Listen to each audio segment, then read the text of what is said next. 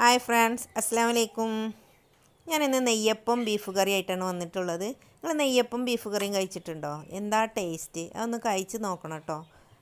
നല്ലൊരു ടേസ്റ്റ് തന്നെയാണ്. മധുരത്തിൻ്റെ കൂടെ ബീഫ് കറിയോ അല്ലെങ്കിൽ ചിക്കൻ കറിയോ എന്നൊക്കെ വിചാരിക്കും, പക്ഷേ നല്ലൊരു ടേസ്റ്റാണ്.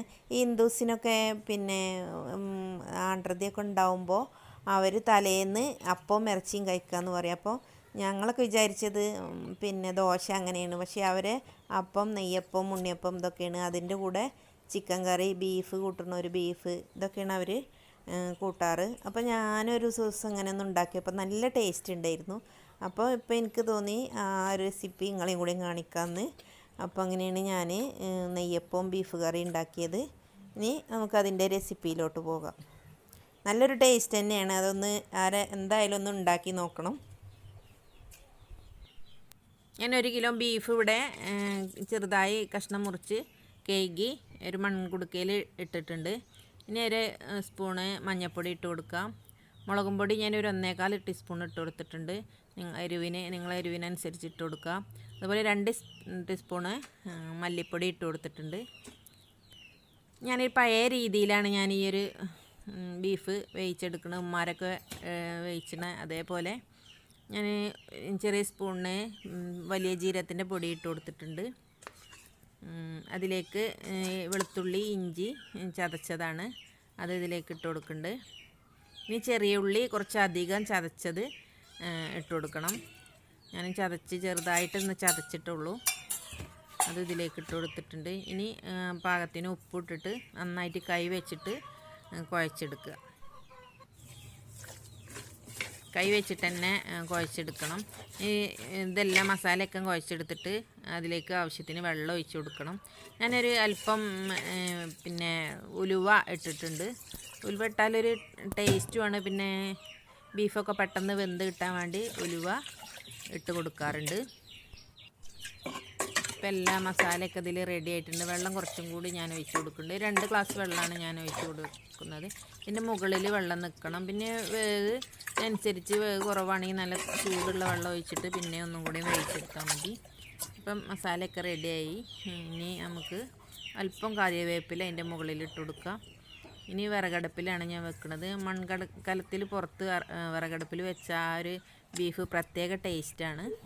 അപ്പോൾ അങ്ങനെ നമുക്ക് 1 മണിക്കൂറോളം ഇത് അടുപ്പിൽ വെച്ചിട്ട് വേവിച്ചെടുക്കാം. ഇനി അടച്ചുവെച്ചിട്ട് വേവിക്കാം. അപ്പോൾ ഞാൻ അതിൻ്റെ കൂടെ നെയ്യപ്പം കൂടിയും ചുടുന്നുണ്ട്, അതും കൂടി ഒന്ന് കാണിക്കുന്നുണ്ട്. അപ്പോൾ നമുക്ക് നെയ്യപ്പം ചുട്ടെടുക്കാം. ഞാൻ മാവ് കൂട്ടണമൊന്നും കാണിച്ചിട്ടില്ല. ഞാൻ തലേന്ന് അരി വെള്ളത്തിലിട്ട് രാവിലെ ആട്ടിയിട്ട് അപ്പം തന്നെ ചുട്ടെടുക്കുകയാണ്. നന്നായിട്ടുണ്ടായിരുന്നു കേട്ടോ. ഞാൻ ശർക്കര വെള്ളത്തിൽ അരി മിക്സിയിൽ ആട്ടിയിട്ട് ആണ് ചുട്ടെടുത്തത്. അപ്പം തന്നെ ചുട്ടു. ഞാൻ അധികം സമയം വെച്ചിട്ടൊന്നുമില്ല. നന്നായിട്ട് പൊന്തി വന്നിരുന്നു, നല്ല സോഫ്റ്റ് ഉണ്ടായിരുന്നു.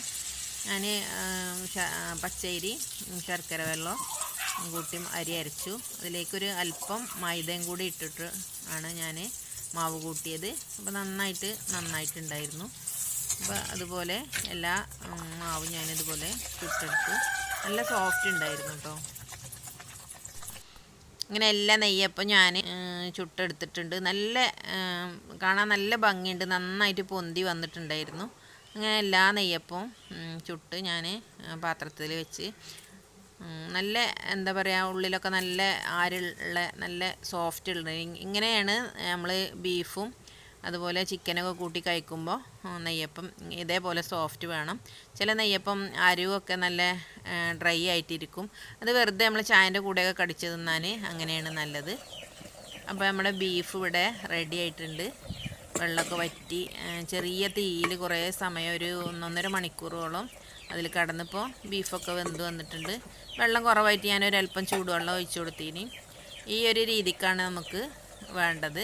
അപ്പോൾ കുറച്ച് ഇഞ്ചി ചെറുതായി കഷ്ണം നുറുക്കിയിട്ട് ഞാൻ അതിൻ്റെ കൂടെ ഇട്ട് കൊടുത്തിട്ടുണ്ട്. അപ്പോൾ ഒരല്പം ചൂടുവെള്ളം കൂടി ഒഴിച്ചിട്ട് കുറച്ച് സമയം കൂടി ഞാൻ വേവിക്കാൻ വേണ്ടി അടുപ്പിൽ വെച്ചു. അപ്പോൾ ബീഫൊക്കെ ഇവിടെ റെഡി ആയിട്ടുണ്ട്. ചെറിയ തീയിൽ കിടന്നിട്ട് നന്നായിട്ട് വെന്തിട്ടുണ്ട്. വെള്ളമൊക്കെ പാകമായിട്ടുണ്ട്. ഈ ഒരു പരുവാണ് നമുക്ക് നെയ്യപ്പത്തിലേക്ക് വേണ്ടത്. ഇനി ഇതിനെ ചെറിയ ഉള്ളി അരിഞ്ഞിട്ടിട്ട് തൂമിച്ചെടുക്കുകയാണ് വേണ്ടത്. ഞാനൊരു ചട്ടി അടുപ്പിൽ വെച്ച് ചൂടായിട്ട് വെളിച്ചെണ്ണയിലാണ് ഞാൻ തൂമിച്ചെടുക്കുന്നത്. ഇനി അതിലേക്ക് ചെറിയ ഉള്ളി ചെറുതായി അരിഞ്ഞത് ഇട്ട് കൊടുക്കുക.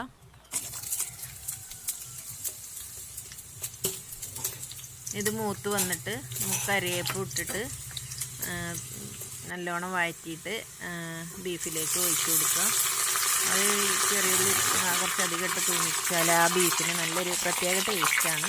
അപ്പോൾ നമ്മുടെ ബീഫ് കറി ഇവിടെ റെഡിയായി, നെയ്യപ്പം റെഡിയായി. ഇനി നമുക്ക് നെയ്യപ്പം ബീഫ് കറി കൂട്ടി കഴിക്കാം. അപ്പോൾ എൻ്റെ വീഡിയോ ഇഷ്ടപ്പെട്ടാൽ സബ്സ്ക്രൈബ് ചെയ്യാത്തവർ സബ്സ്ക്രൈബ് ചെയ്യുക. എല്ലാവരും ഇതുപോലെ ഒന്ന് ഉണ്ടാക്കി നോക്കുക. നല്ലൊരു ടേസ്റ്റ് തന്നെയാണ് നെയ്യപ്പം ബീഫ് കറി. അല്ലെങ്കിൽ ബീഫ് പറ്റാത്തവരാണെങ്കിൽ ചിക്കൻ കറി ഇതേ രീതിയിൽ ഉണ്ടാക്കിയാൽ മതി. അപ്പം എൻ്റെ വീഡിയോ എല്ലാവർക്കും ഇഷ്ടപ്പെട്ട് കാണുമെന്ന് വിചാരിക്കുന്നു.